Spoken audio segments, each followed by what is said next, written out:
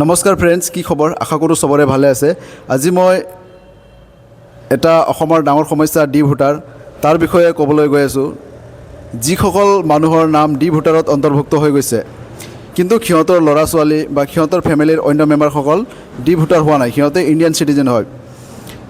D voter হ'ল doubtful, আৰু doubtful ভোটাৰটো এইটো নিজে নিজে নহয়, এইটো চৰকাৰৰ ইলেকশ্যন কমিশ্যন ডিপাৰ্টমেণ্টে এইটো চালি জাৰি চাই সিহঁতৰ কিবা এটা যদি সিহঁতে কিবা ফল্ট পায় তেতিয়াহে এইটো ডি ভোটাৰত হয়।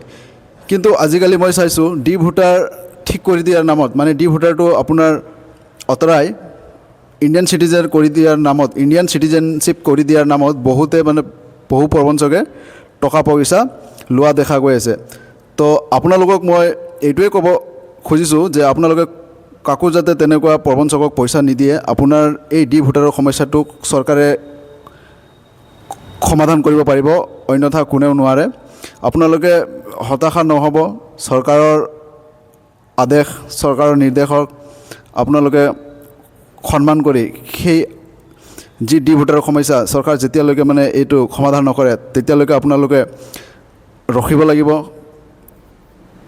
তো মোৰ কোৱা সেইটোৱে যে আপোনালোকে ডি ভোটাৰৰ কাৰণে আপোনাৰ যাতে টকা পইচা অযথা খৰচ নকৰে। হতাশা এজন মানুহৰ নাম ডি ভোটাৰত অন্তৰ্ভুক্ত হৈ গৈছে, কিন্তু তেওঁৰ ল'ৰাটো যেতিয়া 18 বছৰ ক্ৰছ হ'ল, তেতিয়া যদি ল'ৰাটোৱে ভোটত নাম অন্তৰ্ভুক্ত কৰিব বিচাৰে তেতিয়াহ'লেও কিন্তু নোৱাৰিব। চৰকাৰে এইটো গম পাই যায় যে ইয়াৰ দেউতা ডি ভোটাৰ হয়, সেইকাৰণে তাৰ ল'ৰাটোৰ নাম উঠাব নোৱাৰিব।